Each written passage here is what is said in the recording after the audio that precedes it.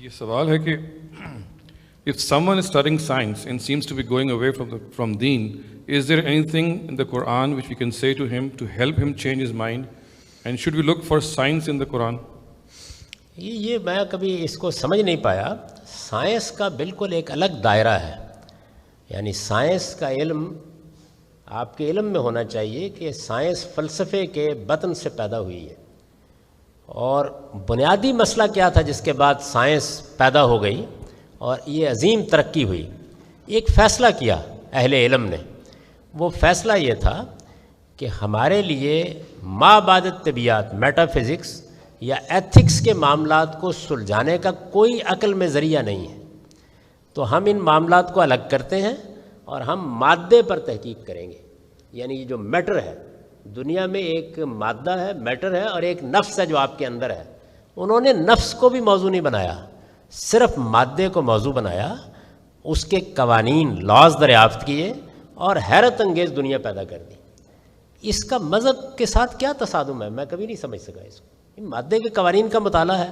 قدیم زمانے میں لوگ نفس کے قوانین کا مطالعہ کرتے تھے. میں سائنس کا طالب علم ہوں، برسوں میں نے اس کو پڑھا ہے. آج بھی کوئی نئی چیز آتی ہے تو فوراً پڑھتا ہوں. تو مجھے ہمیشہ حسرت رہی ہے کہ بتائیے کیا چیز ہے جس میں مذہب سے تصادم ہو گیا. مذہب کا موضوع مادے کی تحقیق نہیں ہے. سائنس کا موضوع یہ ہے، وہ مادے کی تحقیق کرے گی، قوانین دریافت کرے گی، نئی ایجادات کرے گی، نئی سہولتیں پیدا کرے گی، نئی دنیایں دریافت کرے گی. مذہب کا موضوع آپ کی آنے والی زندگی ہے.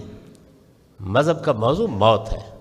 تو اس وجہ سے یہ دو بالکل الگ الگ میدان ہیں، ان کا آپس میں کوئی تعلق نہیں ہے. یہ ایسے ہی ہے کہ ایک ڈاکٹر کا کام یہ ہے کہ وہ آپ کو صحت کے بارے میں مشورہ دے. انجینئر کا کام یہ ہے کہ آپ اس سے مکان کا نقشہ بنوا لیں یا کوئی پل تعمیر کرا لیں. پیغمبر آپ کو یہ بتانے آئے ہیں کہ آپ کی اس زندگی کے بعد کیا ہونے والا ہے.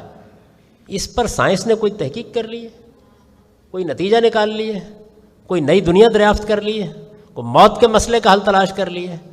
تو سوال یہ ہے کہ تصادم کس جگہ ہے؟ سائنس کا موضوع مادے کی تحقیق ہے. ابھی تو وہ نفس کی تحقیق کا دروازہ بھی کھولنے کے لیے تیار نہیں ہے. یعنی آپ کے علم میں ہونا چاہیے کہ یہ جو فلسفے سے سائنس الگ ہو رہی تھی، تو علم نفسیات یا سائیکالوجی کو جب الگ کیا گیا تو اس کو ابتدا میں کہا جاتا تھا یہ سول کی سائنس ہے، روح کی سائنس ہے. تھوڑے عرصے میں سائنسدانوں کو احساس ہوا کہ سول تو تجربے اور مشاہدے میں آنے کی چیز ہی نہیں ہے.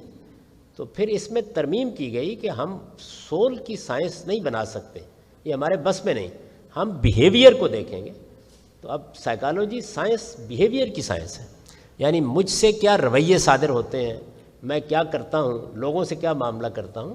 تو سائنس کا اصلی کمال یہی ہے کہ انہوں نے اپنی عاجزی کا اعتراف کر کے اپنی زندگی شروع کی تھی کہ ہم صرف اس دائرے میں محدود رہیں گے جس کو ہم تجربے اور مشاہدے سے گزار سکتے ہیں.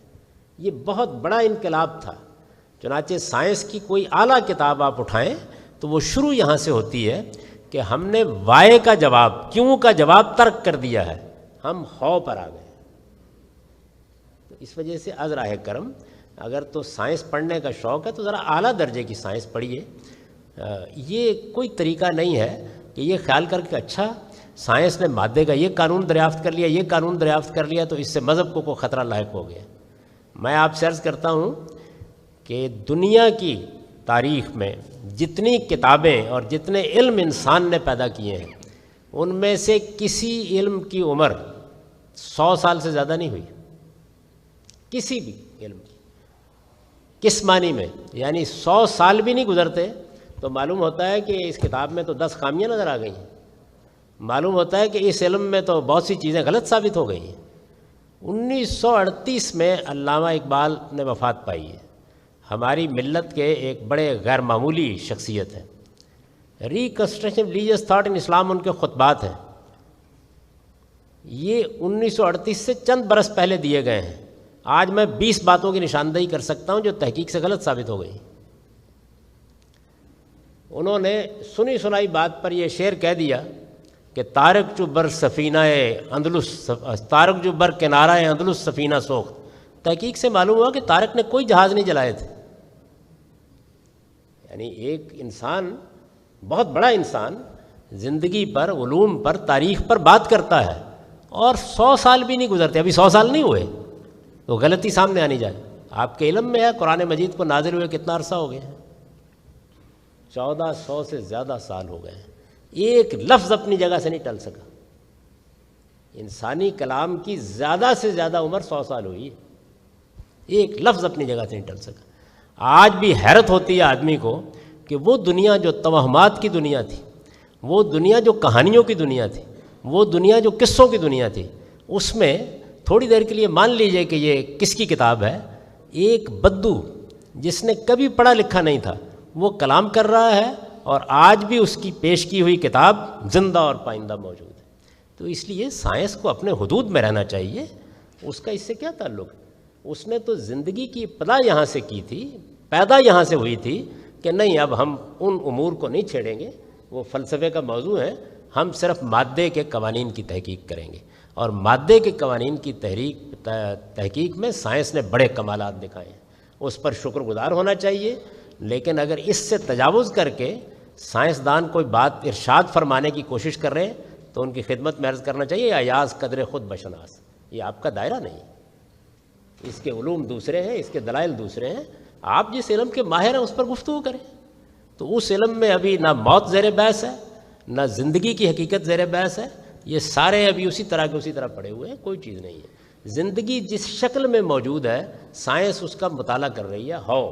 کیسے ہو رہا ہے وہ آپ کو یہ بتا دے گی کہ مرغی کے انڈے سے بچہ کیسے نکلتا ہے، کیوں نکلتا ہے یہ نہیں بتا سکتا. یہ اس کا دائرہ نہیں. سوال